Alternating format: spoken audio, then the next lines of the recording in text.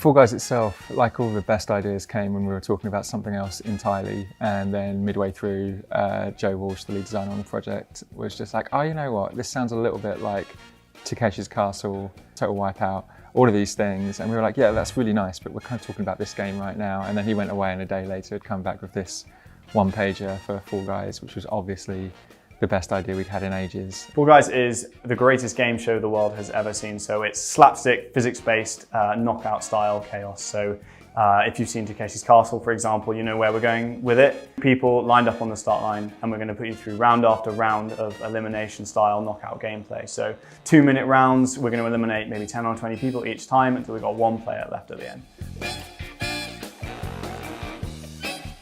So there's an old TV show called It's a Knockout, which basically went to a town, dressed a bunch of people up in really ridiculous outfits which are impossible to move in, and then made them compete in an obstacle course. And we kind of went back to that and felt that when we were first designing the Fall Guys, they needed to have that element of being completely uniquely badly designed for the task that we were going to put them through. Like, we wanted them to fall over. Falling over is funny. We didn't want them to be these like hyper-athletic ninja warrior characters. This means giving them little stubby legs, big arms, so when they fly through the air, they look as funny as possible, and they should also look like they're bouncy as well. You know, a big thing is that no matter how hard a Fall Guy gets hit, he always gets back up again and keeps running down the rest of the course. They are super keen and eager. They want to win more than anything else. They are super competitive and they love competing.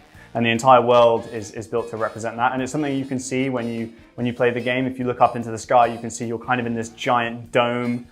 There's cameras everywhere flying by, there's billboards. You should get a sense when you play the game that everything that you see has been designed to create the spectacle of Fall Guys and the massive game show that we're trying to emulate. As with all game development, we're at the stage where everyone is looking very, very nervous, and things are definitely not on fire and everything is fine, which I believe is more traditionally known as approaching alpha. For us, this means that this represents being able to play through the game in real world conditions, which are going to replicate what it's going to be like when the game goes live.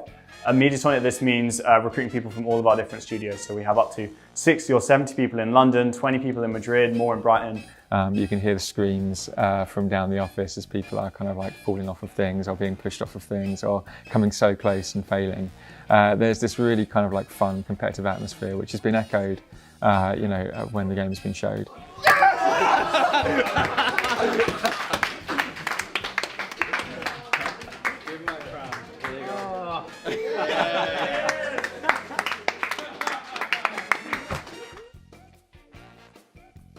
So the thing with Fall Guys that makes it so unique is this combination of the chaos that you get from playing with other people, but also the character that we give you to compete with. They are adorable and unstable and are always falling over. And when you combine that character with 99 other people, the chaos is just like off the charts. It is a game that is going to keep on growing, keep on living. We have huge like live operations, games as a service experience, so there will always be new rounds, there will always be new things to play in Fall Guys.